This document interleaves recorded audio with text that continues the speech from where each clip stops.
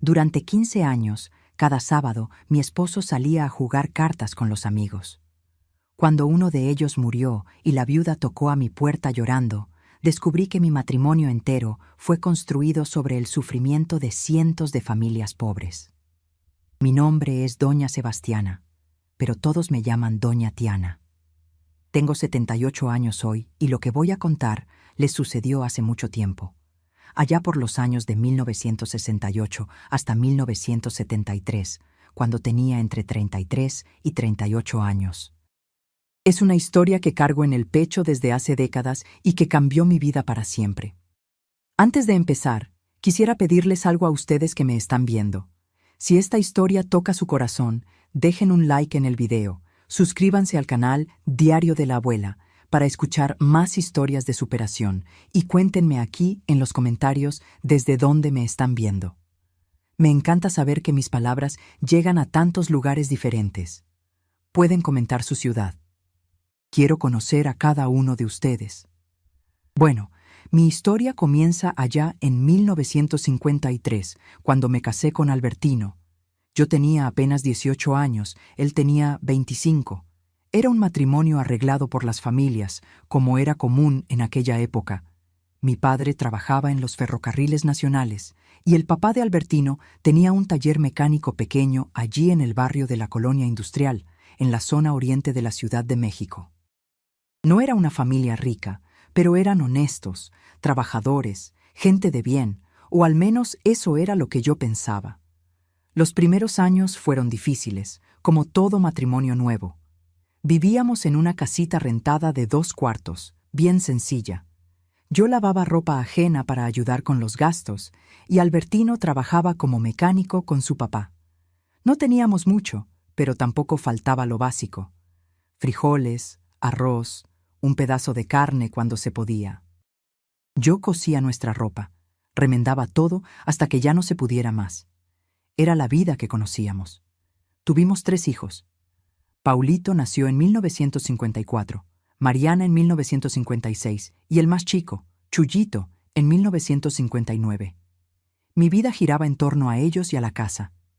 Me levantaba a las 5 de la mañana para hacer el café, preparar la lonchera de Albertino, arreglar a los niños. En aquella época, mija, no había estas facilidades de hoy. No había lavadora, no había refrigerador. Teníamos una alacena con malla para guardar la comida. No había televisión. La primera tele llegó a casa en 1965, blanco y negro, chiquitita. Albertino siempre fue un hombre de pocas palabras. Serio, trabajador, no tomaba, no fumaba. Se iba al trabajo temprano y regresaba al final de la tarde. Cenaba, conversaba poco con los niños, leía el periódico y se iba a dormir temprano. Los domingos iba a misa conmigo y con los muchachos. Él no era muy religioso, pero iba por respeto, por las apariencias que teníamos que mantener en la colonia. Pero había algo que era sagrado en su rutina. Cada sábado por la noche, después de cenar, se bañaba, se arreglaba, se ponía aquella brillantina en el pelo, de esas que tenían olor fuerte, ustedes deben recordar, y salía. «Voy a jugar cartas con los amigos, Tiana», me decía. Y se iba. Regresaba siempre tarde, 2, 3 de la madrugada. A veces llegaba más temprano, allá por la medianoche. Esto empezó más o menos en 1958, cuando Chuyito todavía era bebé. Al principio me parecía extraño. Preguntaba dónde era, con quién era. Él decía que era en casa de don Osvaldo, un amigo suyo del taller, que eran unos 5, 6 hombres, todos gente conocida de la colonia. Jugaban burro castigado, conquián, póker, apostaban unos pesos, nada grave. Cosas de hombres, Tiana. Déjanos divertirnos un poco, me decía. ¿Y yo? ¿Qué podía hacer? En aquella época la mujer no cuestionaba al marido. Nos criaban para obedecer, para cuidar la casa y los hijos, y dejar que el hombre hiciera lo que quisiera, siempre que trajera el sustento a casa. Mi mamá siempre decía: «Tiana, el hombre necesita libertad. No lo estés molestando, no preguntes tanto, si no lo pierdes». Yo creía eso. Creía que ese era mi papel. Entonces, cada sábado era lo mismo. Yo acostaba a los niños, esperaba a que saliera y me quedaba ahí sola cosiendo o escuchando el radio bajito para no despertar a los muchachos. A veces, las vecinas venían a hacerme compañía. Doña Irene, doña Silda. Tomábamos un café, conversábamos sobre los hijos, sobre las radionovelas. Después que llegó la tele, la veíamos juntas, pero en el fondo yo estaba esperando a que él llegara. Lo extraño es que con el paso de los años, las cosas empezaron a mejorar mucho en casa. Allá, por 1963, 1964, Albertino empezó a traer más dinero. Compramos refrigerador, televisión. Cambió nuestra mesita de cocina vieja por una nueva de formica, que era el sueño de toda ama de casa, esas mesas coloridas, brillantes. Remodeló toda la casa, puso piso nuevo, pintó todo.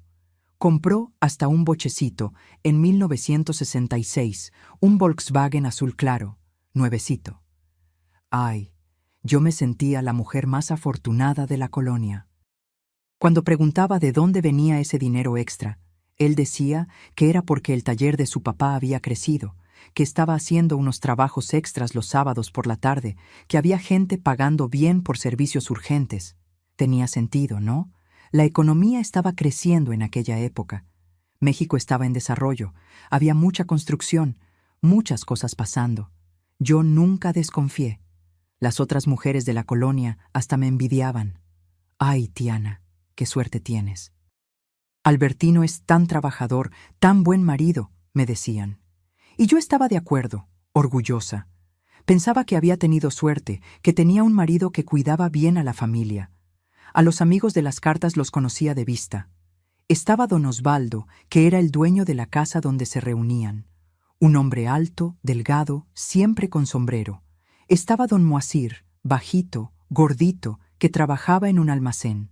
Estaba don Jorge, que era chofer de camión. Estaba don Valdemar, que tenía una tiendita pequeña. Y había otros 2 o 3 que veía de vez en cuando en la calle, pero no conocía bien. Todos hombres casados, con familia, gente que parecía normal, trabajadora. A veces se encontraban en la calle durante la semana, conversaban ahí en la esquina, y yo los veía de lejos cuando iba al mercado. Pero siempre era conversación rápida, cosas de hombres hablando de fútbol, de política, de trabajo. Nunca encontré nada extraño. Lo que me parecía un poco raro, pero intentaba no pensar mucho en eso, era que Albertino nunca llevaba dinero para esos sábados. O sea, decía que llevaba, pero yo nunca lo veía sacar billetes del cajón donde guardábamos el dinero. Y cuando regresaba, nunca había ganado nada en el juego. O si había ganado, no traía nada a casa. Decía que ganaba aquí, perdía allá, que al final salía más o menos tablas. También había algo extraño.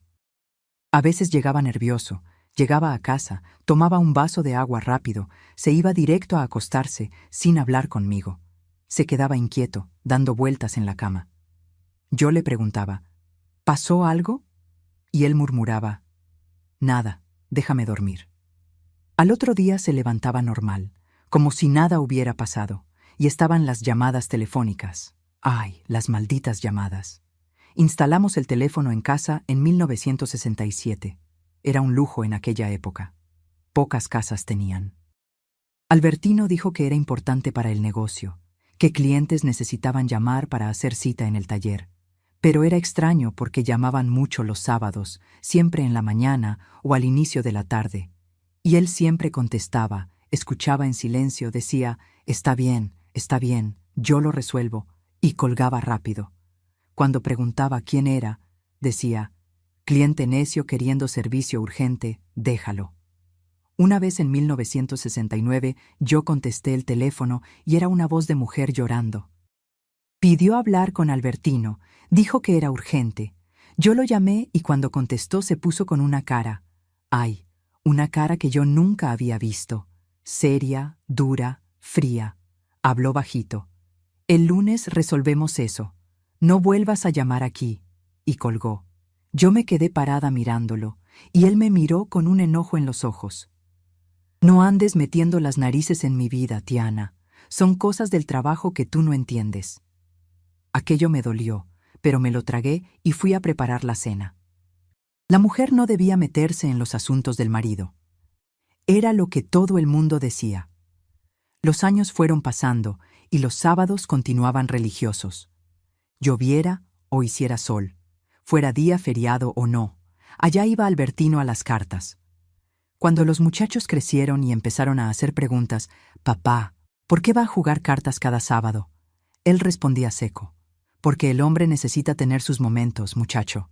Cuando crezcas, vas a entender». Y cambiaba de tema. Hubo una época, en 1971, en que Mariana, que ya tenía 15 años, me dijo que había visto a su papá en un barrio lejos, allá por los rumbos de la Colonia del Valle. Ella había ido a visitar a una amiga que vivía cerca. «Mamá, vi a papá dentro del coche, conversando con unos hombres que tenían cara de malos, y no era sábado, era un jueves por la tarde». Yo me quedé helada, pero lo defendí. «Hija, debes haber visto mal. Tu papá estaba trabajando en el taller a esa hora». Ella insistió en que era él, pero yo no quise creer, o mejor dicho, no quise enfrentar la verdad, porque en el fondo, bien en el fondo, ya sabía que algo estaba mal. Una mujer siente estas cosas, pero tenía miedo, miedo de descubrir una traición, que era lo que toda mujer temía. Miedo de perder el matrimonio, de quedarme sola con 3 hijos, de ser motivo de chismes en la colonia. Entonces empujaba esas sospechas al fondo de mi cabeza y seguía con la vida. Hasta que un viernes de marzo de 1973, nunca voy a olvidar ese día, era víspera de Semana Santa. La noticia corrió por toda la colonia. Don Osvaldo había muerto. Ataque cardíaco fulminante ahí en su casa el jueves por la noche. Lo encontraron caído en la sala, ya sin vida. El velorio fue el sábado en la mañana, y claro que yo y Albertino fuimos. Después de todo era su amigo de cartas desde hacía tantos años. En el velorio, Albertino estaba diferente, pálido, sudando, nervioso. Se quedaba mirando a los otros hombres del grupo, don Moacir, don Jorge, don Valdemar, y ellos también estaban raros, intercambiaban miradas, conversaban en rincones, susurrando. La viuda de don Osvaldo, doña Concepción, estaba destrozada, pero había algo en sus ojos. No era solo tristeza, era miedo, era pánico. Cuando me vio, me miró de una manera que me erizó toda, como si quisiera decirme algo, pero no podía. Yo la saludé, le di el pésame, pero sentí que me apretó la mano con fuerza, casi desesperada. No entendí nada. Albertino quiso irse rápido del velorio. Apenas nos quedamos 1 hora. De regreso a casa, estaba en silencio absoluto. No dijo ni una palabra en todo el camino. Cuando llegamos, se encerró en el cuarto y se quedó ahí dentro. Lo escuché caminando de un lado a otro, caminando, caminando como un animal enjaulado. Yo intenté conversar. «Albertino, ¿estás bien? Sé que la muerte de tu amigo te afectó». Abrió la puerta y me miró con una mirada. Dios mío, era como si estuviera mirando a un extraño. «No hables de eso, Tiana. No hables más de eso. Y si alguien viene aquí a preguntar algo, tú no sabes nada, ¿entendiste? Nada». Aquello me dejó aterrada. ¿Qué historia era esa? Preguntar qué, pero no tuve valor de insistir. Él volvió al cuarto y cerró la puerta de nuevo. El sábado por la noche, el primer sábado sin las cartas, no salió. Se quedó en casa inquieto, nervioso, mirando por la ventana a cada ruido. El domingo también. El lunes fue a trabajar, pero regresó temprano. Y a cada rato contestaba el teléfono y hablaba bajo, siempre lo mismo. «Calma, esperamos que pasen unos días». Yo estaba confundida, asustada, sin entender nada. Hasta que el miércoles, como a las 3 de la tarde, alguien tocó a mi puerta. Era doña Concepción, la viuda de don Osvaldo, y traía una bolsa llena de cuadernos viejos en las manos, con los ojos rojos de tanto llorar, temblando toda. Cuando abrí la puerta y vi a doña Concepción ahí parada, con esa bolsa en las manos y esa mirada de desesperación, mi corazón se disparó. estaba delgada, pálida. Parecía que había envejecido 10 años en pocos días. Las manos le temblaban tanto que la bolsa se movía y yo podía oír el ruido de los cuadernos moviéndose ahí dentro. «Doña Tiana», me dijo con la voz entrecortada, «necesito hablar con usted. Por favor, es muy importante. ¿Está sola?» Miré hacia atrás. Albertino estaba en el trabajo, los niños en la escuela. Paulito ya estaba trabajando también, tenía 19 años, pero vivía con nosotros todavía. Mariana estaba en la escuela, tenía 17. Chuyito, con 14, también estaba en clases. «Estoy sola. Sí, doña Concepción. Entre, por favor. ¿Quiere un café? ¿Agua?» Ella entró, pero no quiso sentarse. Se quedó ahí parada en mi sala, agarrando esa bolsa como si fuera la cosa más preciosa y más terrible del mundo al mismo tiempo. Estaba temblando tanto que me dio miedo de que se sintiera mal. «Siéntese, doña Concepción. Por el amor de Dios, está muy nerviosa». Ella finalmente se sentó en la orilla del sofá, puso la bolsa en su regazo y empezó a llorar. No era ese llanto de quien perdió al marido. Ya la había visto llorando en el velorio. Era diferente. Era un llanto de vergüenza, de pánico, de desesperación. Un llanto que venía de un lugar muy profundo. Me senté junto a ella, le tomé la mano y esperé. No sabía qué decir. Después de unos minutos, se secó las lágrimas con el dorso de la mano y me miró con esos ojos rojos. «Doña Tiana, usted siempre fue buena conmigo. Nos conocemos desde hace tantos años, vivimos en la misma colonia, nuestros niños jugaron juntos. Por eso necesito avisarle, necesito mostrarle lo que encontré. Porque usted merece saber la verdad antes de que sea demasiado tarde». Mi estómago se revolvió. ¿Demasiado tarde para qué? ¿Qué verdad? ¿De qué está hablando, doña Concepción? Ella abrió la bolsa despacio, como si estuviera abriendo una caja de víboras venenosas, y empezó a sacar cuadernos de ahí. Cuadernos viejos, de esos de pasta blanda que se compraban en la papelería, algunos con tapa verde, otros roja, otros azul. Debía haber unos 8 cuadernos ahí. Los puso en la mesita de centro con cuidado, como si fueran pruebas de un crimen. Después que mi Osvaldo murió, me quedé arreglando sus cosas, los documentos, la ropa, esas cosas que hay que hacer cuando se pierde a alguien. Entonces encontré estos cuadernos escondidos en el fondo del ropero, dentro de una maleta vieja con candado. Tuve que romper el candado porque no encontré la llave. Ella abrió uno de los cuadernos y vi página tras página, llenas de nombres escritos a mano, con esa letra cuidadosa de quien estudió hasta la primaria.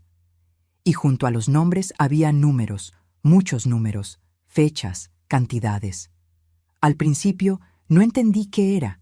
Pensé que eran cuentas de la casa, anotaciones de su trabajo, pero luego empecé a leer bien, y su voz falló. Volteó una página, después otra, y fue señalando con el dedo tembloroso. «Mire aquí, doña Tiana, mire lo que está escrito. María da Silva, préstamo de 500 pesos en enero del 68, intereses del 20% al mes, ya pagó 2.300 y todavía debe 800. Y abajo, tomamos su máquina de coser como garantía. Y hay más. Si no paga hasta abril, vamos a su casa otra vez». Miré aquello sin entender. Ella volteó más páginas. «Hay cientos de nombres aquí, doña Tiana, cientos. Juan Pérez debe 1.200. Tomamos el radio y la bicicleta de su hijo. Antonia Costa debe 1.500. Ya fue avisada 3 veces. Pedro Santana no quiere pagar. Moacir y Jorge van a resolver. Y mire esto». Señaló una anotación que me heló la sangre. Sebastián Mora no quiso pagar. Le dieron una lección frente a su familia. Ahora va a pensar 2 veces. Todavía no estaba entendiendo bien. O mejor dicho, estaba entendiendo, pero mi cabeza se negaba a aceptarlo. «Doña Concepción, ¿qué es esto?» Ella cerró los ojos, respiró hondo y cuando los abrió de nuevo tenía lágrimas cayendo. «Esto aquí son los registros de un negocio de agiotaje, doña Tiana. Mi marido, su marido y los otros hombres que iban cada sábado a jugar cartas. Ellos no jugaban cartas. Prestaban dinero a gente pobre, gente desesperada, cobrando intereses absurdos.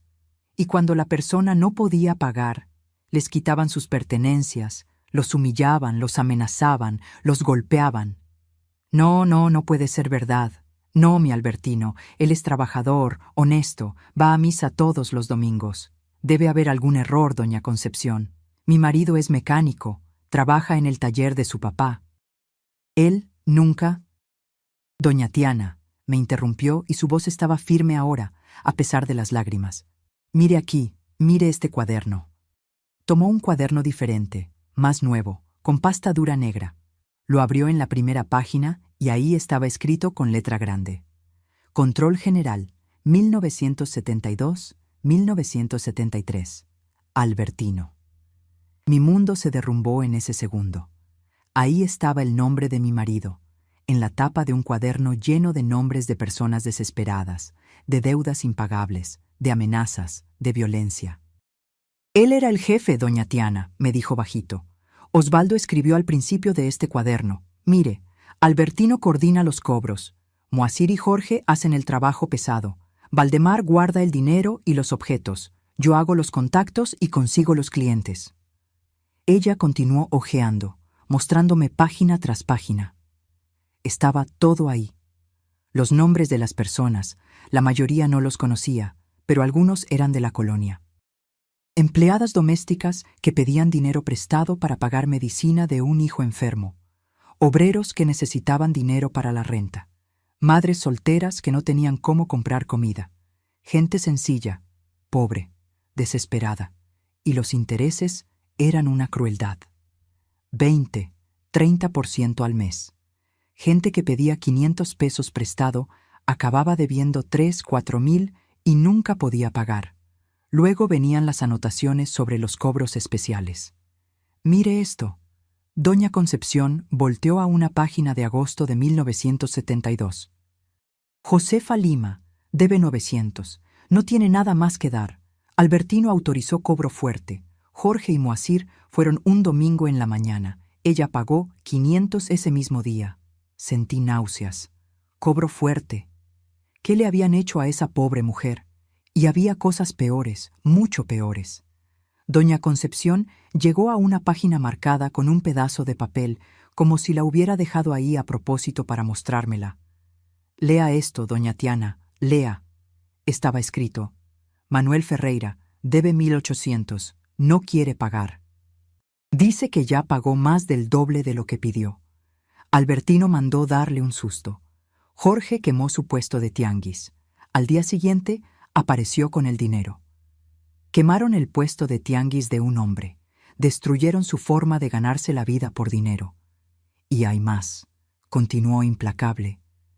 Necesitaba que lo viera todo, que entendiera la gravedad. Hay esto de febrero de este año. La anotación decía: Carlos Méndez, 45 años, ya no puede pagar, está enfermo. Moacir fue a cobrar, y su mujer lloró, diciendo que no tenían nada. Albertino decidió esperar a que el hombre mejorara o muriera para cobrarle a la viuda. Esperar a que el hombre muriera para cobrarle a la viuda. Dios mío del cielo, ¿qué tipo de monstruo? No podía respirar bien.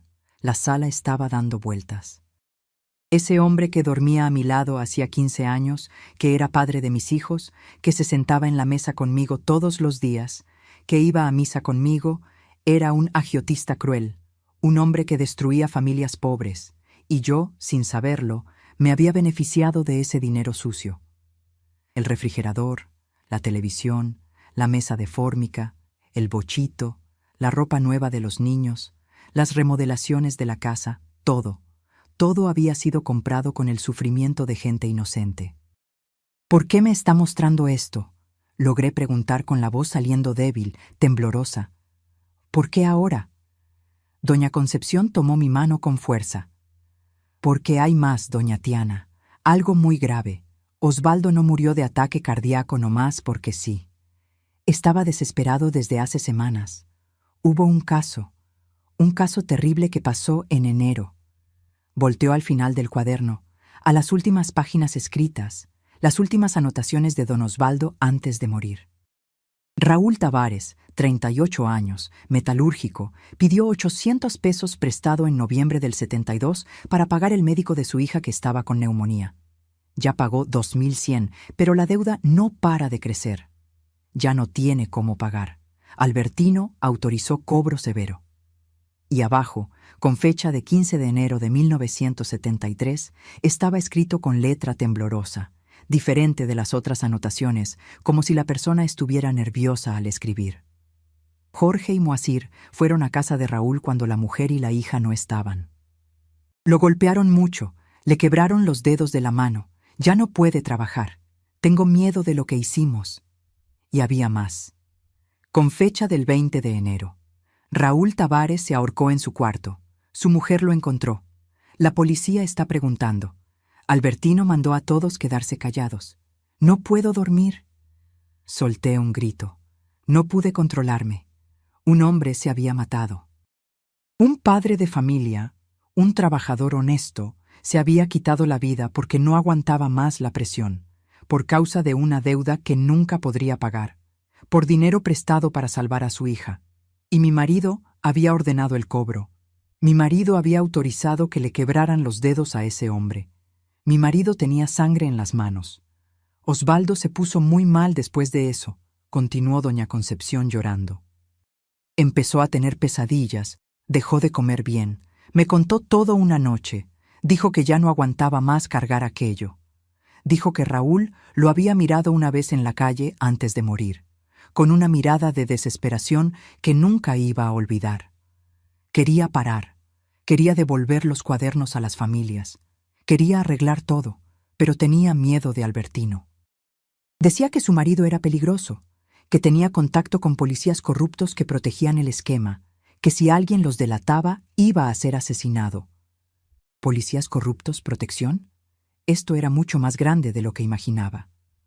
Entonces, el jueves de la semana pasada, dijo que iba a hablar con Albertino, que iba a decir que quería salirse, que iba a entregar su parte y acabar con aquello. Salió de casa nervioso, regresó peor todavía. Dijo que Albertino lo había amenazado, que le había dicho que el que entra no sale, que conoce a mucha gente, que debía pensar en sus hijos antes de hacer tonterías. Ella se secó la cara con un pañuelo viejo que sacó de su bolsa. Esa misma noche tuvo el ataque cardíaco. Yo creo que fue el corazón, ¿sabe? Pero fue el peso de la culpa lo que lo mató. Fue no aguantar más vivir con aquello. Y ahora yo tengo estos cuadernos, con miedo, sin saber qué hacer. Porque si los llevo a la policía, ¿quién me va a garantizar que el policía que busque no sea el mismo que los protegía? Y si es así, yo voy a morir también. Mis hijos van a quedar huérfanos. Yo estaba paralizada, sosteniendo esos cuadernos en las manos. Eran pruebas de años de crímenes, de sufrimiento, de vidas destruidas. Y ahí en medio estaba el nombre de mi marido, coordinando todo. ¿Los otros saben que usted encontró los cuadernos?, pregunté. Saben que encontré algo. Moacir ya vino aquí preguntando si Osvaldo había dejado alguna documentación. Le dije que no, que solo encontré ropa y documentos personales, pero creo que no me creyeron. Están nerviosos, se están reuniendo. Los vi en casa de Valdemar antes de venir aquí. Dios mío, si descubrían que ella estaba aquí conmigo, mostrando todo esto, no debió haber venido aquí, doña Concepción. Es peligroso. Si ellos se enteran... Sé que es peligroso, casi gritó, pero no podía quedarme callada, doña Tiana. No podía. Ese hombre se mató. Hay familias pasando hambre porque dieron hasta el último plato de su casa para pagar la deuda a esos hombres. Y usted también es víctima. Vive con un hombre que usted no conoce de verdad. Merecía saber. Se levantó nerviosa. Y hay más. Hay gente buscándolos, familiares de las víctimas. Un hijo de Raúl Tavares está buscando saber quién fue el que hizo aquello con su papá. Una mujer que perdió su casa está diciendo que va a ir tras quien la hizo perder todo. Las personas están empezando a hablar entre sí, a juntar las piezas, y cuando descubran quiénes son los agiotistas, doña Tiana, Esas personas van a querer venganza, y usted vive con uno de ellos, con el jefe de ellos. La sangre huyó de mi cara. Venganza. Mis hijos. Mis hijos vivían en esta casa. Estaban en peligro y ni lo sabían. ¿Qué hago?, pregunté y mi voz salió como un susurro desesperado. Doña Concepción, dígame qué hago. Ella tomó su bolsa, acomodó el pañuelo y me miró con esos ojos rojos, cansados. No sé, doña Tiana. Vine aquí porque usted merece saber la verdad. ¿Qué hacer con esa verdad? Eso lo va a tener que decidir usted. Pero decida rápido, porque el tiempo se está acabando para todos. Fue hacia la puerta, pero antes de salir se dio vuelta una última vez.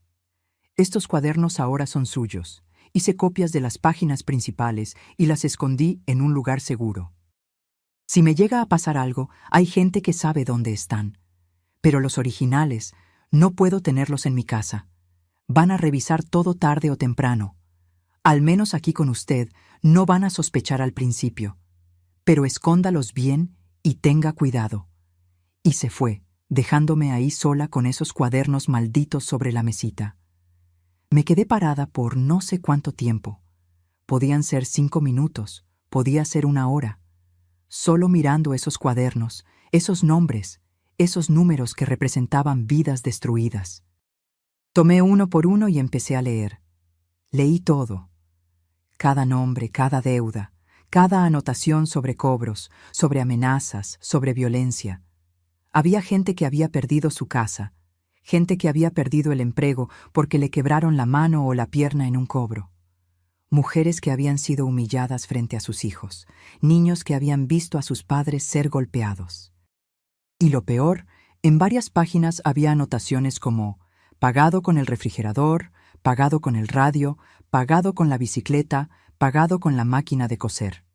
Y de repente me acordé de nuestro refrigerador, de nuestra televisión, de tantas cosas que teníamos en casa. ¿Serían de esas familias? ¿Sería que el refrigerador donde guardaba la comida de mis hijos había sido quitado de una madre que lo necesitaba para que no se echara a perder la leche de su bebé? Vomité ahí mismo en el bote de basura de la sala. Vomité hasta no tener nada más en el estómago. Cuando logré recomponerme un poco, miré el reloj. Eran 4:30 de la tarde. Chuyito llegaría de la escuela de ahí a media hora. Mariana poco después. Albertino regresaba del trabajo a las 6. Tenía poco tiempo. Tomé los cuadernos todos, los puse de regreso en la bolsa y fui a esconderlos. No podía dejarlos en un lugar obvio. Pensé en varios lugares, debajo de la cama, en el ropero, en la cocina, pero todos parecían muy fáciles de encontrar, hasta que tuve una idea. En el patio teníamos un lavadero, de esos de concreto. Debajo del lavadero había un espacio vacío, como si fuera un gabinete empotrado, donde guardábamos jabón, cubetas, esas cosas. Pero al fondo de ese espacio había unas tablas viejas que mi suegro había dejado ahí cuando construyó el lavadero, cubiertas con un trapo viejo. Fui ahí, saqué todo, levanté las tablas y escondí la bolsa con los cuadernos ahí en el fondo, bien escondida. Cubrí con las tablas de nuevo, puse el trapo encima y acomodé las cubetas y el jabón al frente. Nadie iba a buscar ahí. Era lugar de mujer, de trabajo de ama de casa. Los hombres ni se acercaban a eso. Volví adentro, me lavé la cara, arreglé la sala, intenté parecer normal, pero por dentro estaba destrozada. ¿Cómo iba a mirar a Albertino cuando llegara? ¿Cómo iba a sentarme en la mesa a cenar con él, sabiendo lo que sabía?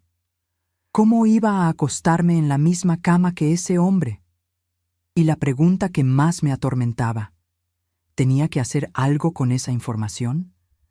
¿Tenía obligación moral de denunciar, pero ¿y si al denunciar ponía a mis hijos en peligro? ¿Y si el policía corrupto venía tras nosotros? ¿Y si las víctimas, queriendo venganza, no hicieran distinción entre Albertino y el resto de la familia? Yo estaba casada con un monstruo y durante 15 años, sin saberlo, había sido su cómplice.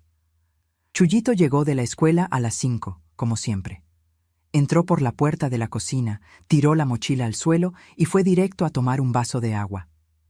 «Mamá, ¿qué hay para merendar? Me muero de hambre». Yo estaba ahí parada frente a la estufa, mirando la olla de frijoles hirviendo, pero sin ver nada. Mi cabeza estaba lejos, pensando en esos cuadernos escondidos en el lavadero, en las familias destrozadas, en el hombre que se había ahorcado. «Mamá, ¿está bien?». La voz de Chuyito me trajo de regreso. Me volteé y forcé una sonrisa. «Sí, mijo. Solo estoy cansada. Hay pan con mantequilla ahí y pastel de elote que hice ayer». Él tomó la merienda y se fue al patio a jugar pelota. Mariana llegó media hora después, quejándose de un examen de matemáticas, de un profesor pesado, esas cosas de adolescente. Yo respondía en automático, asintiendo con la cabeza, fingiendo que estaba prestando atención, pero por dentro estaba ensayando. Ensayando cómo iba a actuar cuando Albertino llegara. ¿Lograría fingir que no sabía nada? ¿Se daría cuenta de algo diferente en mí? Nunca fui buena mentirosa. Siempre fui demasiado transparente. Mi mamá siempre lo decía. «Tiana, no sabes esconder nada. Todo lo que sientes se te nota en la cara». A las 6 en punto, escuché el ruido del bocho parando frente a la casa. Mi corazón se disparó. Las manos empezaron a temblarme. Estaba picando el jitomate para la ensalada y el cuchillo casi se resbaló de mis dedos. La puerta se abrió, sus pasos en la sala, el ruido del maletín de trabajo siendo colocado sobre la silla, su voz llamando: «Tiana, tráeme agua, estoy seco». Esa voz, la misma voz que había escuchado durante 15 años. La voz que me saludaba en la mañana, que conversaba con los muchachos, que rezaba el rosario conmigo los domingos. ¿Cómo esa misma voz podía haber ordenado que le quebraran los dedos a un hombre? ¿Cómo esa voz podía haber amenazado a familias pobres? Tomé un vaso, lo llené de agua fría del refrigerador, ese refrigerador comprado con dinero sucio, y lo llevé a la sala. Él estaba sentado en el sofá, quitándose los zapatos, con el periódico al lado. Cuando entré, levantó los ojos hacia mí y en ese momento tuve la certeza de que se iba a dar cuenta. Iba a mirar mi cara y saber que algo había cambiado. Pero solo tomó el vaso, se bebió el agua toda de un trago y dijo: «¿La cena está casi lista? Tengo hambre». «Sí, ya casi, unos 15 minutos más». Él asintió con la cabeza y abrió el periódico. Volví a la cocina temblando. Lo logré. Logré parecer normal, o al menos no se había dado cuenta de nada. La cena fue una tortura. Sentados ahí en la mesa, yo, él, Mariana y Chuyito. Paulito había salido con su novia. Comíamos en silencio, como era costumbre. Albertino nunca fue de conversar mucho durante las comidas, pero ese silencio me estaba sofocando.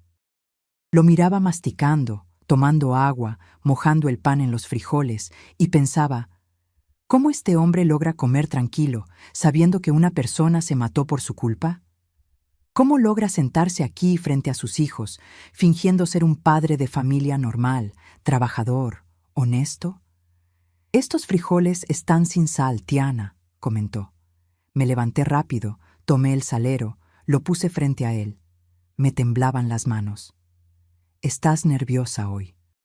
«¿Pasó algo?», preguntó, mirándome con esos ojos que ahora me parecían de un extraño. «No, nada. Solo estoy cansada».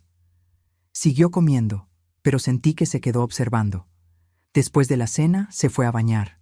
Mariana fue a estudiar a su cuarto. Chuyito fue a escuchar radio. Yo me quedé lavando los trastes, las manos sumergidas en el agua con jabón, y lloraba en silencio, las lágrimas cayendo mezcladas con el agua del fregadero. Me fui a acostar temprano, antes de que saliera del baño. Fingí que estaba dormida cuando se acostó a mi lado. Sentí su peso hundiendo el colchón. Sentí el olor de la colonia que se ponía después del baño, un olor que antes me traía consuelo, pero ahora me daba náuseas. Él apagó la luz y se quedó quieto. Yo mantuve los ojos cerrados, la respiración controlada, fingiendo que dormía, pero por dentro estaba en pánico. Estaba acostada junto a un hombre violento, de un criminal, y él no sabía que yo sabía. No pude dormir casi nada esa noche. Me quedaba dando vueltas de un lado a otro, cuidando de no despertarlo. Cada vez que se movía, me helaba de miedo. ¿Y si sospechaba algo? ¿Y si se había dado cuenta de que yo estaba diferente? Las noches siguientes fue lo mismo. Vivía en una tensión constante. Cada vez que sonaba el teléfono, me helaba. Cada vez que alguien tocaba a la puerta pensaba, ¿son los otros agiotistas viniendo a buscar los cuadernos? ¿O son las víctimas viniendo por venganza? Albertino también estaba diferente, más nervioso, más callado. No salió el sábado siguiente, el segundo sábado sin las cartas. Se quedó en casa inquieto, caminando de un lado a otro. Contestó el teléfono 3 veces y siempre decía lo mismo. Nos vemos la semana que entra para decidir. Por ahora, todos se quedan callados. El lunes salió más temprano al trabajo, pero vi por la ventana que no fue hacia el taller, fue hacia el lado contrario. Estaba reuniéndose con los otros, estoy segura. Me estaba volviendo loca. No podía comer bien. Estaba adelgazando. No dormía. Vivía sobresaltada. Mariana preguntó si estaba enferma. Chuyito dijo que parecía un fantasma. Les decía que solo era cansancio, que pronto pasaría, pero no pasaba. ¿Cómo iba a pasar? Estaba viviendo una mentira, viviendo con un hombre que no conocía, y tenía esos cuadernos escondidos en el lavadero con pruebas de crímenes terribles, y no sabía qué hacer con ellos. Hasta que un jueves, 8 días después de que doña Concepción viniera aquí, pasó algo que cambió todo. Eran 4 de la tarde. Yo estaba en el patio tendiendo ropa. Albertino había regresado del trabajo más temprano de nuevo. Estaba haciendo eso cada semana. Él estaba dentro de casa. Pensé que estaba en el cuarto descansando. De repente, escuché un ruido extraño viniendo del área del lavadero. Fui a ver y casi me muero del corazón. Era él, Albertino, revisando debajo del lavadero.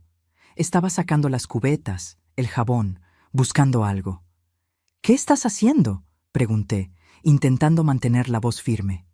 Se dio vuelta y su cara estaba de esa manera que había visto en el velorio de don Osvaldo. Dura, fría, peligrosa. «Estoy buscando una cosa que debería estar aquí. ¿Viste alguna bolsa? ¿Algún paquete por aquí?». Mi sangre se congeló. Él sabía. De alguna manera sabía que los cuadernos estaban aquí. «¿Qué bolsa? ¿De qué estás hablando?». Él se levantó, se acercó a mí, muy cerca. Por primera vez en 15 años de matrimonio, le tuve miedo. Miedo de verdad. «No finjas que no sabes, Tiana. Doña Concepción estuvo aquí. Valdemar la vio saliendo de aquí ese día». «¿Qué te dio? ¿Qué te mostró?». Pensé en mentir, en decir que no sabía nada, pero sabía que no iba a servir de nada. Iba a revisar la casa entera, iba a encontrar los cuadernos y ahí iba a ser peor. «Me mostró unos cuadernos», dije, y mi voz salió temblorosa. «Cuadernos con nombres de personas, con deudas». Cerró los ojos, respiró hondo, y cuando los abrió de nuevo, había un enojo en esos ojos que me aterró. «¿Dónde están los cuadernos, Tiana?». «No sé. Se los llevó. Fue rápido». Él me agarró del brazo, apretando fuerte, lastimándome. «No me mientas. Ella dejó los cuadernos aquí. ¿Dónde los escondiste?».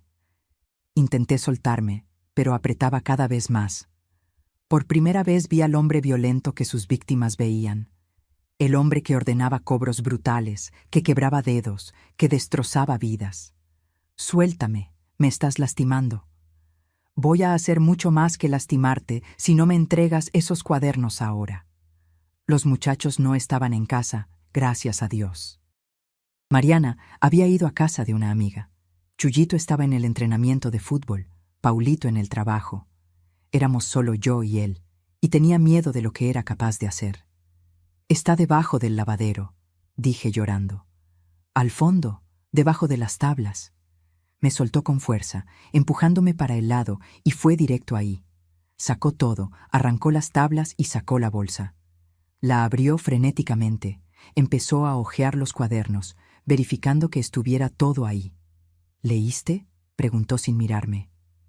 «Leí». Paró, Cerró el cuaderno que estaba sosteniendo y finalmente me miró. Entonces sabes. Sé todo. Sé que eres un agiotista, que prestas dinero a gente pobre cobrando intereses absurdos, que mandas golpear a quien no paga, que destrozaste familias enteras, que por tu culpa un hombre se mató. No negó nada. Solo se quedó ahí parado, sosteniendo esos cuadernos malditos. Era negocio, Tiana, solo negocio. Esa gente necesitaba dinero, nosotros se lo dábamos. Así funciona el mundo. No podía creer lo que estaba escuchando. Hablaba como si fuera normal, como si fuera algo aceptable. ¿Negocio? ¿Llamas negocio quebrar los dedos de un hombre, quemar el puesto de tianguis de un padre de familia, quitarle su máquina de coser a una costurera que la necesitaba para mantener a sus hijos? Ellos sabían los riesgos cuando pidieron el dinero prestado. Nadie los obligó a nada. Estaban desesperados, necesitaban dinero para el médico, para comida, para medicina, y ustedes aprovecharon su desesperación. Dio un paso hacia mí y vi a ese hombre frío, calculador, que no conocía. Tú disfrutaste bien del dinero, ¿no? Nunca te quejaste del refrigerador, de la televisión, del coche, de la ropa nueva. Lo usaste todo, disfrutaste todo. Entonces no vengas ahora a hacerte la santa, Tiana. Tú también eres culpable. Aquello me golpeó como un puñetazo en el estómago, porque era verdad. Yo había usado ese dinero, me había beneficiado de él, sin saber el origen, pero lo había usado, y eso me hacía cómplice de alguna forma. Yo no sabía, dije llorando. No sabía de dónde venía el dinero, pero ahora sabes, ¿y vas a hacer qué? ¿Vas a denunciarme? ¿Vas a correr a la policía? Se acercó aún más y ahora estaba acorralada entre él y la pared. Déjame explicarte algo, Tiana. Si vas a la policía, tú también vas presa, porque tú usaste el dinero. Eres mi esposa, vives en la misma casa, usas los mismos bienes. A los ojos de la ley, eres cómplice. ¿Y sabes qué va a pasar con nuestros hijos si los dos vamos presos? Van a quedar en la calle, van a pasar hambre, van a sufrir. Estaba amenazándome con nuestros propios hijos. Y hay más, continuó. Yo tengo protección. Tengo un agente de policía que recibe su parte cada mes. Si intentas denunciarme, él va a saber antes que el delegado. Y entonces, Tiana, entonces vas a tener un accidente. Te vas a caer de las escaleras, te vas a cortar en la cocina, vas a tener algún problema de salud repentino. Esas cosas pasan. Estaba amenazándome de muerte. Mi propio marido me estaba diciendo que me iba a matar si lo denunciaba. Entonces, ¿así va a ser? Pregunté todavía llorando, pero ahora con un enojo creciendo dentro de mí. ¿Vas a seguir destrozando familias y yo tengo que quedarme callada, fingiendo que no sé nada? Exactamente. Te vas a quedar callada, vas a seguir cuidando la casa y los muchachos y vas a olvidar que viste esos cuadernos. Yo voy a guardarlos en un lugar seguro donde nunca vas a encontrarlos. Y la vida sigue como siempre fue. ¿Y el hombre que se mató? ¿Y las familias que perdieron todo? ¿No significan nada para ti? Metió los cuadernos dentro de la bolsa y me miró con un desprecio que me hizo sentir menos que nada. Significa que eran débiles. La gente débil no sobrevive en este mundo, Tiana. Así ha sido siempre. Los fuertes ganan, los débiles pierden. Yo elegí ser fuerte. En ese momento entendí algo. No conocía a ese hombre, nunca lo había conocido. Había vivido 15 años casada con una máscara, y ahora la máscara había caído. Y lo que había detrás era un monstruo. Se fue del patio llevando la bolsa, entró a la casa, tomó las llaves del coche y se fue. Ni miró hacia atrás. Me quedé ahí en el patio, recargada en la pared, llorando, llorando de miedo, de enojo, de vergüenza, de impotencia. ¿Qué iba a hacer? Estaba atrapada. Si denunciaba, me mataba. Si me quedaba callada, sería cómplice de crímenes horribles por el resto de mi vida. Y peor, tenía razón en algo. Yo había usado ese dinero, me había beneficiado. Aunque sin saberlo, había sido sostenida por el sufrimiento de otras personas. y eso me avergonzaba más que cualquier otra cosa. Me quedé ahí hasta que oscureció. Cuando los muchachos llegaron, me lavé la cara. Fingí que todo estaba bien. Hice la cena. Albertino no regresó a cenar. Llegó tarde en la noche, fue directo al cuarto, se acostó de espaldas a mí. En los días siguientes me ignoraba completamente. Me hablaba solo lo necesario, frente a los niños. Pero cuando estábamos solos, me miraba con esa mirada de advertencia. No te atrevas a hacer nada. Estaba quebrada por dentro. No veía salida. Pensaba en huir, en tomar a los muchachos y desaparecer. Pero, ¿a dónde? ¿Con qué dinero? ¿Cómo iba a mantener a 3 hijos sola? Una mujer separada en aquella época era motivo de escándalo, de exclusión social. Nadie rentaba casa a una mujer sin marido. Nadie daba empleo decente. Pensaba en contarle a alguien, a mi mamá, alguna amiga, al padre. Pero, ¿y si le contaba y la persona iba a hablar con Albertino? ¿Y si la noticia se regaba y llegaba al tal policía corrupto? Estaba en una prisión sin rejas, pero aún así una prisión. Hasta que una mañana, 2 semanas después de todo esto, yo estaba en el mercado comprando verdura cuando una mujer se me acercó. Era más grande, debía tener unos 60 años, delgada, con ropa sencilla, pero limpia. ¿Usted es la esposa de Albertino?, me preguntó bajito. Mi corazón se heló, sabía lo que venía. Sí. Mi nombre es doña Aparecida. Mi esposo se llamaba Raúl Tavares. La viuda del hombre que se había ahorcado estaba frente a mí. Yo, lo siento mucho, empecé a decir, pero ella me interrumpió. ¿Sabe lo que su marido le hizo al mío? ¿Sabe que le quebraron los dedos, que ya no pudo trabajar, que se mató porque ya no aguantaba más la deuda y las amenazas? Estaba temblando. La gente alrededor empezaba a mirar. Descubrí hace poco, dije bajito. No sabía nada de esto antes, se lo juro. Me miró con una mezcla de enojo y desesperación. Pues ahora sabe, y quiero que sepa más. No soy la única.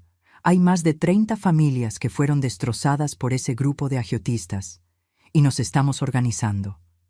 Vamos a ir por justicia, con la policía o sin la policía. Usted debería salir de esa casa mientras todavía puede. Y se fue, dejándome ahí parada en medio del mercado, con la bolsa de compras en la mano y el mundo derrumbándose. Esa noche no dormí. Me quedé pensando en todo, en los cuadernos, en las víctimas, en mi marido, en esa mujer en el mercado, en mis hijos, y tomé una decisión.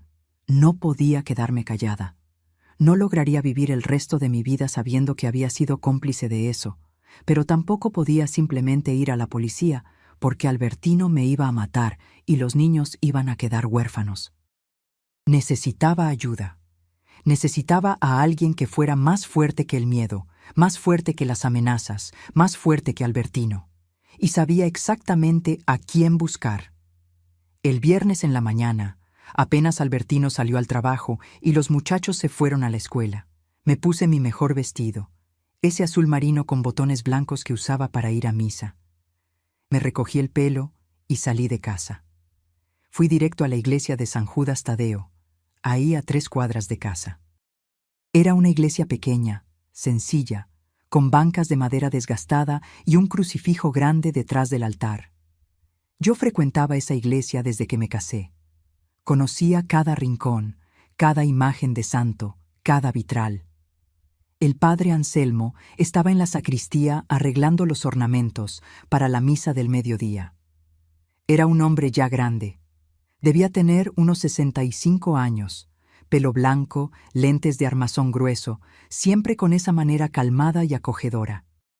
Había bautizado a mis 3 hijos, había bendecido mi matrimonio, me había dado la primera comunión de Mariana. Cuando me vio entrando, sonrió. «Doña Tiana, qué sorpresa tan buena. ¿Vino a ayudar a preparar las flores para la misa del domingo?» Cerré la puerta detrás de mí y la cerré con llave. La sonrisa desapareció cuando vio la expresión en mi cara. «Padre Anselmo, necesito confesar algo, pero no es confesión de pecado mío, es otra cosa, y necesito su ayuda. Se quitó los lentes, los limpió en su sotana, se los volvió a poner y me indicó una silla. «Siéntate aquí, hija, cuéntame qué está pasando». Y le conté todo, absolutamente todo. Los sábados de cartas que no eran cartas.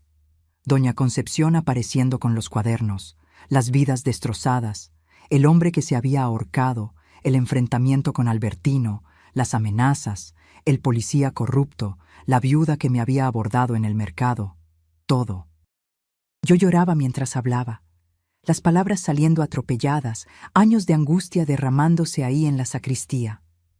El padre Anselmo escuchaba en silencio, el rostro cada vez más grave, las manos entrelazadas sobre la mesa. Cuando terminé, me quedé esperando a que dijera algo. Tardó unos minutos. Se levantó, fue hasta la ventana pequeña de la sacristía que daba al jardín de la iglesia. Se quedó mirando hacia afuera. «Ya sospechaba que había algo mal sucediendo en la colonia», me dijo finalmente. «En los últimos años, varias personas vinieron aquí pidiendo ayuda, diciendo que debían dinero a agiotistas, que los estaban amenazando. Ayudé como pude. Di despensas, pagué algunas cuentas pequeñas con el dinero de la iglesia, pero no sabía que era tan organizado así, y nunca imaginé que Albertino...» Se dio vuelta hacia mí. «Estás corriendo peligro, doña Tiana. Si tu marido descubre que viniste a hablar conmigo, si se entera de que estás pensando en denunciar...». «Lo sé, padre. Sé que estoy corriendo peligro, pero ya no aguanto más vivir con esto. Ya no logro dormir en la misma cama que ese hombre. No logro mirar a mis hijos, sabiendo que todo lo que tenemos fue robado a gente pobre. Necesito hacer algo». Volvió cerca de mí, jaló una silla, se sentó frente a mí. «¿Qué quieres hacer, hija?» «Quiero denunciar. Quiero que la policía los prenda, que devuelvan lo que robaron, que paguen por lo que hicieron. Pero Albertino dijo que tiene a un policía protegiéndolos, y tengo miedo de ir a la delegación y caer justamente en las manos de ese policía. Entonces voy a morir, y mis hijos van a quedar sin madre». El padre Anselmo se quedó pensativo, pasándose la mano por la barbilla. «Conozco a un agente del Ministerio Público», dijo después de un rato. «Es de la diócesis, ayuda a la iglesia en asuntos legales. Hombre serio, íntegro, no tiene vínculo con la policía local. Si quieres, puedo arreglar una conversación con él. Pero, doña Tiana, tienes que entender algo. Si haces esto, no hay vuelta atrás. Tu vida se va a poner de cabeza. Puedes perder tu casa, tus bienes, tu matrimonio se va a acabar. Puede ser que tarden en creerte. Puede ser que intenten incriminarte también. Es un camino muy difícil. Lo sé, padre, pero quedarme callada también me está matando. Me está matando por dentro». Tomó mis manos con esas manos viejas y callosas. «Entonces, vamos a hacer lo siguiente. Voy a hablar con el agente del Ministerio Público hoy mismo, y tú vas a hablar con doña Concepción y con otras víctimas, porque esto no puede ser solo tú contra ellos. Necesita ser un movimiento mayor, necesita haber varias voces. Mientras más gente denuncie, más difícil va a ser que lo tapen». Él tenía razón. Yo sola era débil, pero juntas, las víctimas y yo, teníamos chance. «Hay otra cosa», continuó el padre. «El domingo que entra, hay misa de las 10, que es la más llena. Vienen unas 200 personas, mucha gente de la colonia, inclusive varias de las familias que fueron perjudicadas por esos agiotistas. Si quieres hacer una denuncia pública, un testimonio frente a todos, yo puedo darte ese espacio. Pero tiene que ser tú, doña Tiana, tiene que ser la esposa de uno de ellos hablando, porque así nadie va a poder decir que es mentira». Mi corazón casi se detuvo.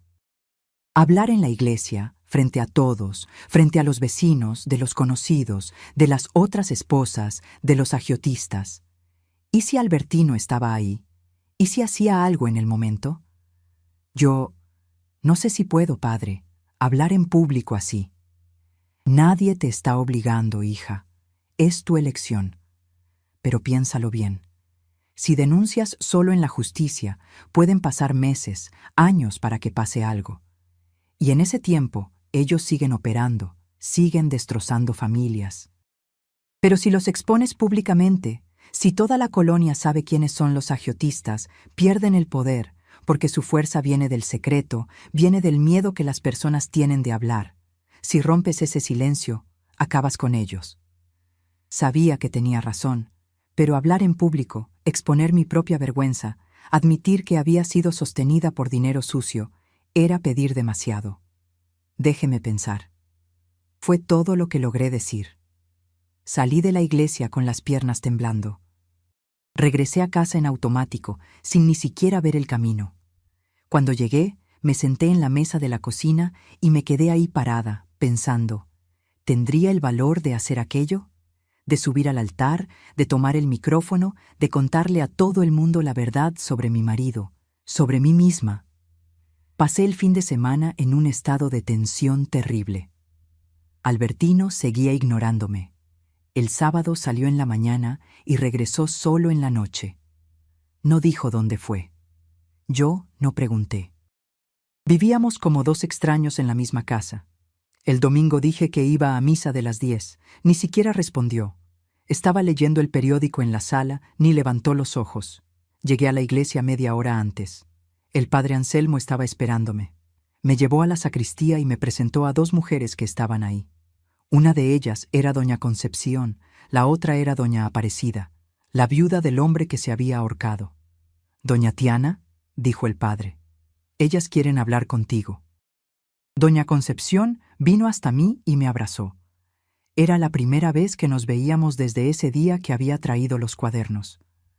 «Gracias por estar aquí», me dijo. «Gracias por tener valor».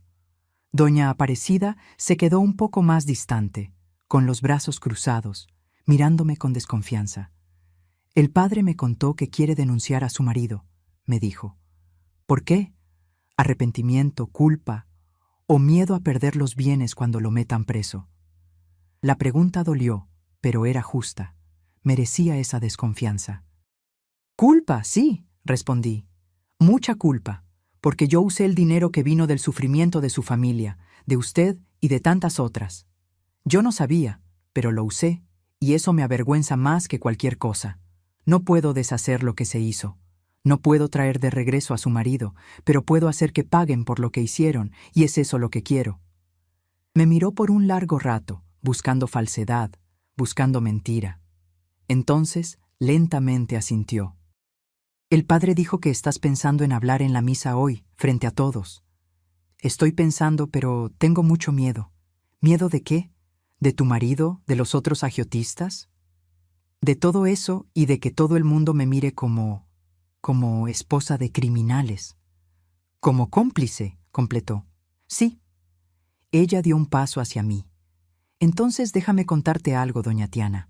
Cuando mi marido se mató, todos me miraron con lástima, pero también con juicio.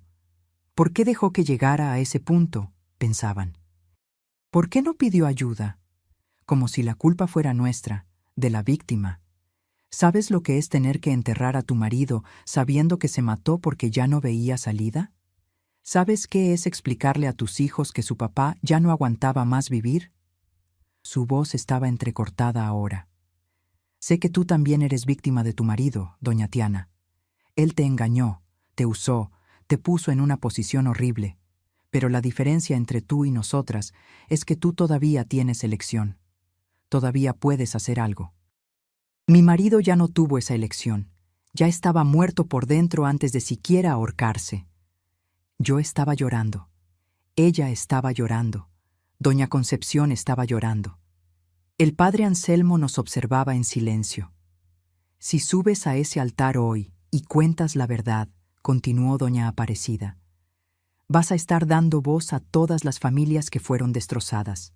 Vas a estar diciéndole a esos hombres que su tiempo se acabó, y vas a estar salvando a otras personas de pasar por lo que nosotras pasamos». Tomó mi mano, apretó fuerte.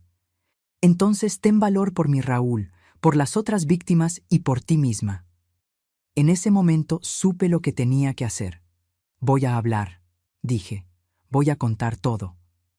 El padre Anselmo asintió. «Entonces vamos a hacer así. Hago la misa normal. En el momento de los avisos de la comunidad, después de la comunión, te llamo para hablar. Subes, tomas el micrófono y hablas lo que está en tu corazón. Sin miedo. Dios está contigo. Las 3 mujeres salieron de la sacristía para sentarse en la iglesia. Me quedé un poco más intentando calmar mi corazón, que estaba disparado. Miré el crucifijo en la pared. Jesús sufriendo en la cruz. Si Él había logrado soportar tanto dolor, tanta injusticia, yo también podría soportar lo que viniera. La misa empezó. Me senté ahí al fondo, sola. La iglesia estaba llena, como el padre había dicho, más de 200 personas. Vi muchos rostros conocidos.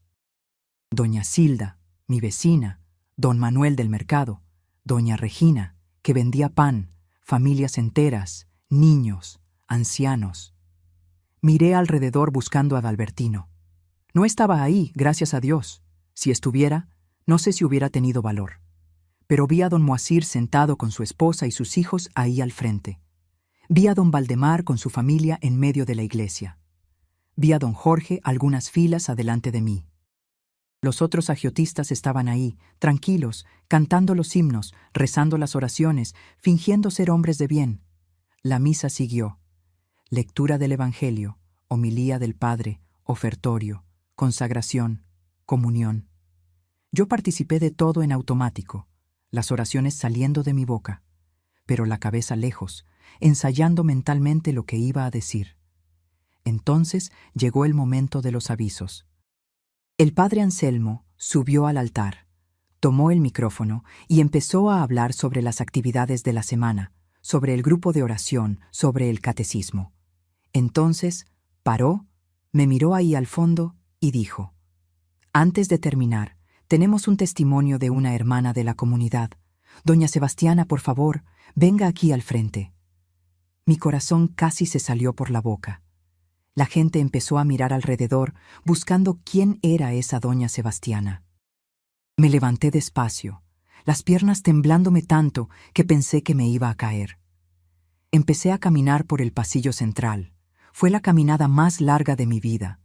Cada paso parecía pesar 1 tonelada. Yo sentía los ojos de todos en mí. Escuchaba los susurros. ¿Quién es ella? ¿Qué va a decir? ¿No es la esposa de Albertino? Cuando pasé cerca de donde don Moacir estaba sentado, lo vi mirándome con los ojos muy abiertos, después susurrando algo al oído de su esposa. Don Valdemar también me vio y se puso tenso. Ellos sabían que algo estaba mal. Subí los 3 escalones del altar. El padre Anselmo me entregó el micrófono. Lo sostuve con las 2 manos, porque estaba temblando tanto que tenía miedo de dejarlo caer. Miré ese mar de rostros mirándome, esperando. Respiré hondo y empecé a hablar. Mi nombre es Sebastiana. Muchos de ustedes me conocen como doña Tiana, esposa de Albertino, mamá de Paulito, de Mariana y de Chuyito. Vivo en esta colonia hace 20 años. Frecuento esta iglesia desde que me casé. Mi voz estaba temblorosa, pero estaba saliendo. Continué. Vine aquí hoy a hacer una confesión pública y a pedir perdón. Silencio absoluto en la iglesia. Ningún niño hacía ruido. Durante 15 años, mi marido salía cada sábado diciendo que iba a jugar cartas con amigos. Yo creía, nunca sospeché, pero hace unas semanas descubrí la verdad. Vi a don Moacir levantarse discretamente, como si fuera a salir. Pero el padre Anselmo hizo una señal a 2 hombres que estaban en las puertas. Eran miembros de la pastoral que él había avisado antes. Cerraron las puertas. Nadie iba a salir. La verdad es que mi marido no jugaba cartas. Él y un grupo de hombres de esta colonia operaban un esquema de agiotaje. Ellos prestaban dinero a personas pobres, personas desesperadas, cobrando intereses de 20-30% al mes. Y cuando esas personas no podían pagar, les quitaban sus pertenencias, los humillaban, los amenazaban. Y peor, mi voz falló, pero forcé continuar. Y peor, golpeaban a las víctimas, quebraban dedos, quemaban puestos de tianguis, destrozaban hogares. Y por eso, un hombre, un padre de familia, un trabajador honesto, se quitó la vida porque ya no aguantaba más la presión.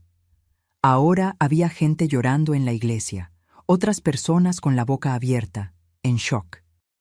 Vi a varias familias mirándose, reconociendo que también habían sido víctimas. Yo usé el dinero que vino de ese sufrimiento, continué, las lágrimas cayendo por mi cara. Compré refrigerador, televisión, hice remodelaciones en casa, todo con dinero sucio. Yo no sabía de dónde venía, pero eso no me exenta. Debería haber preguntado, debería haber sospechado. Y ahora vengo aquí frente a todos ustedes a pedir perdón por mis omisiones. Miré directamente a donde doña Aparecida estaba sentada. Pido perdón especialmente a la familia del señor Raúl Tavares, que perdió la vida por causa de este esquema criminal. Vi a doña Aparecida llorando, pero hacer una señal con la cabeza. Y quiero que todos sepan quiénes son esos hombres. Quiero que sepan que están aquí ahora en esta iglesia fingiendo ser personas de bien. Señalé a don Moacir. Ese de ahí es uno de ellos, don Moacir. Se puso rojo, intentó protestar, pero las personas alrededor ya se estaban alejando de él, mirándolo con asco. Y don Valdemar y don Jorge. Fui nombrando a cada uno. Las esposas estaban en shock. Algunos se levantaban indignados, otros intentaban salir, pero las puertas estaban bloqueadas por los hombres de la pastoral. Y el líder de todos ellos es mi marido, Albertino. Él coordinaba los cobros, autorizaba las violencias, guardaba los registros de todo. El tumulto en la iglesia estaba creciendo, gente gritando, insultando, llorando. El padre Anselmo pidió calma, pero era difícil controlar. «Tengo pruebas de todo», grité en el micrófono. «Tengo los cuadernos con los nombres de más de 300 familias que fueron perjudicadas, y esas pruebas van a la justicia. No va a haber protección de policía corrupto que lo impida, porque ahora toda la colonia sabe, y ustedes todos son testigos».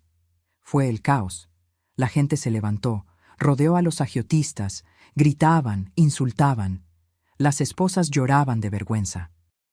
El padre Anselmo tuvo que subir al altar y pedir orden, amenazando con llamar a la policía si no se calmaban. Bajé del altar temblando. Doña Concepción y doña Aparecida vinieron corriendo a sostenerme. Otras mujeres, víctimas que ni conocía, vinieron a agradecerme, a abrazarme, a llorar conmigo. «Fuiste muy valiente», dijo doña Aparecida. «Muy valiente». El padre Anselmo logró calmar a las personas y terminó la misa rápidamente. Los agiotistas salieron corriendo en cuanto abrieron las puertas, empujados e insultados por la gente. Las esposas se quedaron atrás, humilladas, llorando, sin saber qué hacer. Sabía que cuando llegara a casa, el infierno iba a comenzar, pero lo había hecho. Había tenido valor, había expuesto la verdad, y ahora ya no había vuelta atrás. Yo no regresé a casa después de la misa. No tenía valor. Sabía que Albertino ya debía saber todo. Alguien ya había corrido a contarle, con toda seguridad.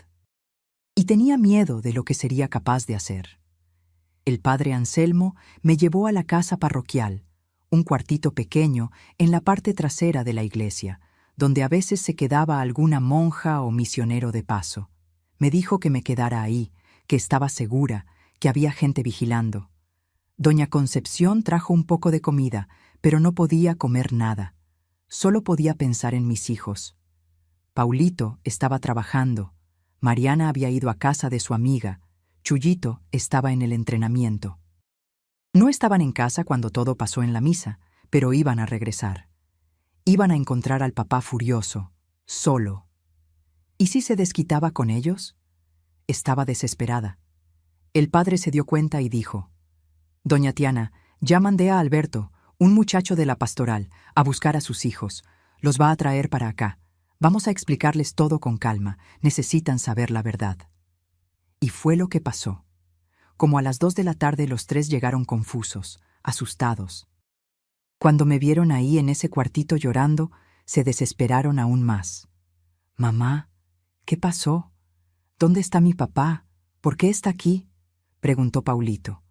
Senté a los tres y les conté todo, absolutamente todo. Los agiotistas, el dinero sucio, las víctimas, el hombre que se había matado, mi denuncia en la misa. Mariana lloraba sin parar. Chuyito estaba en shock, sin entender bien. Paulito, con 19 años, se puso rojo de enojo. No puede ser verdad. Mi papá no haría eso. Mi papá es trabajador, honesto. Es verdad, mijo. Tengo las pruebas. Vi todo escrito en los cuadernos y hoy en la mañana, en la misa, le conté a toda la colonia. ¿Usted hizo qué? Casi gritó. ¿Denunció a nuestro papá frente a todos? Mamá, ¿sabe lo que va a pasar con nosotros ahora? Sabía. Sabía que nuestras vidas se habían acabado como eran. Sabía que nos iban a juzgar, nos iban a señalar en la calle, nos iban a excluir, pero también sabía que era lo correcto. Lo sé, Paulito, y lo siento mucho por haberlos arrastrado a esto. Pero ya no podía seguir viviendo sabiendo todo aquello y quedándome callada. No podía. Mariana, siempre más sensible, vino a abrazarme. Hizo lo correcto, mamá. Fue muy valiente. Nos quedamos ahí en la casa parroquial hasta que cayó la noche. El padre Anselmo trajo cobijas, arregló lugares para que durmiéramos, dijo que podíamos quedarnos ahí el tiempo que fuera necesario. El lunes en la mañana me llevó a encontrar al agente del Ministerio Público, el LIC. Enrique. Era un hombre serio, de unos 40 años, con un portafolio lleno de documentos. Le conté todo de nuevo, en detalle. Él hacía anotaciones, preguntaba cosas específicas, pedía nombres, fechas. ¿Dónde están los cuadernos que mencionó? Preguntó. Mi corazón se apretó. Mi marido los recuperó, los escondió en algún lugar. Él suspiró. Sin los cuadernos va a ser más difícil, pero no imposible. Tenemos su testimonio. ¿Y si conseguimos más víctimas dispuestas a hablar? Yo consigo, dije. Conozco a varias. Doña Concepción, Doña Aparecida, hay otras que me buscaron después de la misa. Y fue lo que hicimos. Pasamos toda la semana reuniendo víctimas, recolectando testimonios, juntando pruebas. Eran historias horribles, una tras otra. Doña María, que había perdido su máquina de coser y ya no pudo trabajar. Don José, que había sido golpeado y quedó con secuelas. Doña Clara, que había sido amenazada frente a sus hijos pequeños. El LIC. Enrique pidió una investigación formal. Descubrieron que el policía corrupto era un agente llamado Cardoso, que de hecho recibía mordidas de los agiotistas. Fue suspendido inmediatamente y también se volvió objeto de investigación. Mientras tanto, yo no regresaba a casa. Me quedé casi 2 semanas en la casa parroquial con los niños, hasta que un día el padre Anselmo me llamó. Doña Tiana, la policía fue a su casa hoy en la mañana con una orden de cateo. Encontraron los cuadernos. Albertino los había escondido en el plafón del techo del cuarto. Él fue arrestado junto con los otros 3. Mi corazón estaba dividido. Por un lado, alivio. Ya no iban a poder hacerle más daño a nadie. Por otro, dolor. Todavía era el papá de mis hijos. Todavía era el hombre con quien yo había vivido 15 años. ¿Y ahora? Pregunté. Ahora puede regresar a casa si quiere, pero doña Tiana, necesito avisarle. La casa, el coche, todo va a ser confiscado por la justicia. Son productos de crimen. Va a tener que salir de ahí. Ya esperaba eso, pero escucharlo en voz alta dolió igual. Regresé a casa ese día solo para sacar nuestra ropa, algunos objetos personales, documentos.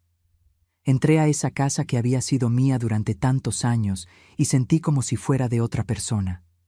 El refrigerador, la televisión, la mesa de fórmica. Todo parecía sucio ahora, manchado con sangre y lágrimas de gente inocente. Saqué apenas lo esencial: ropa, fotos de los niños pequeños, la Biblia de mi abuela, algunas ollas viejas.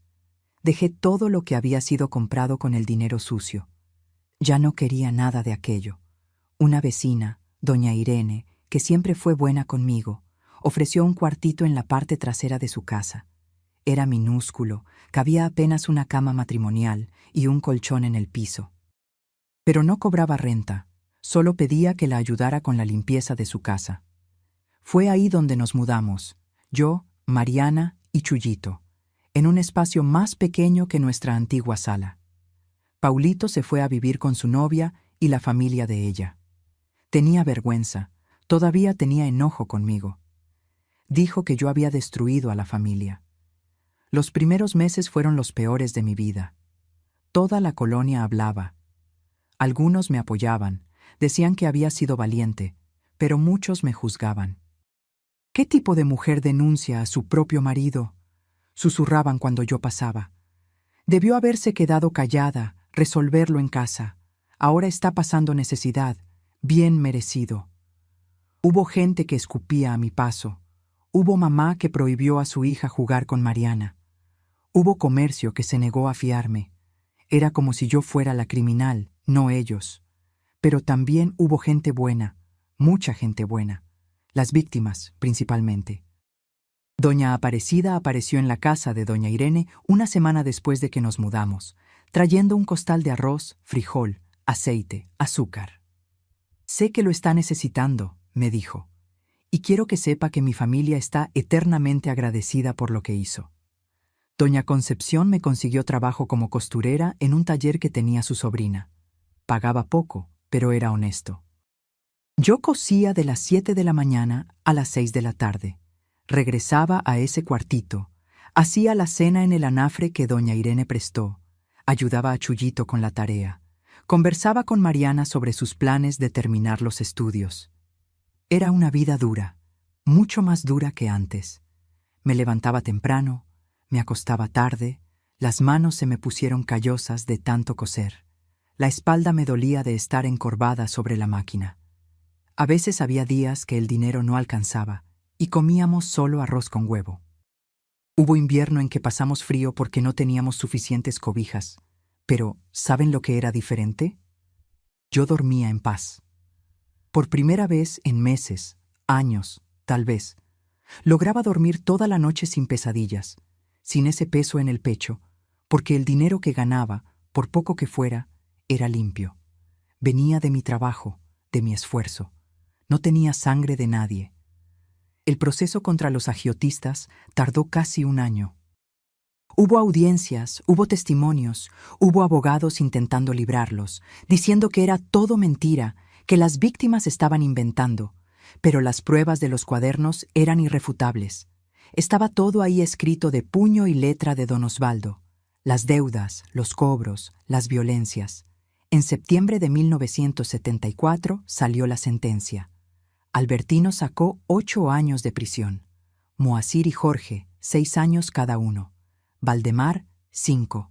El agente Cardoso fue expulsado de la policía y sacó 4 años. El día de la sentencia, yo estaba ahí en el tribunal. Albertino me miró desde el banquillo de los acusados. Ya no era esa mirada fría, calculadora, que había visto cuando me amenazó. Era una mirada de derrota, de enojo, pero también de algo que parecía arrepentimiento. No sé. Nunca voy a saber. La última vez que hablé con él fue unos meses después, cuando mandó pedir que llevara a los niños a visitarlo a la prisión. Paulito se negó, Mariana también. Solo Chuyito, que era más chico, todavía tenía esa esperanza de que su papá volviera a ser quien él pensaba que era. Llevé al muchacho, esperé afuera. Cuando salieron, Chuyito estaba llorando. Pidió perdón, mamá. Dijo que se equivocó, que fue débil, que empezó pequeño y cuando se dio cuenta ya estaba en el fondo. Puede ser que fuera verdad, puede ser que fuera manipulación, no sé. Y ya no importa. Lo que importa es que pagó por lo que hizo, y las víctimas tuvieron algo de justicia, aunque nunca fuera suficiente para compensar el sufrimiento. La vida continuó despacio, un día a la vez. Mariana terminó sus estudios, consiguió un empleo de secretaria en una empresa en el centro, ayudaba con los gastos. Chuyito creció, se volvió un muchacho trabajador. Nunca quiso seguir el camino de su papá.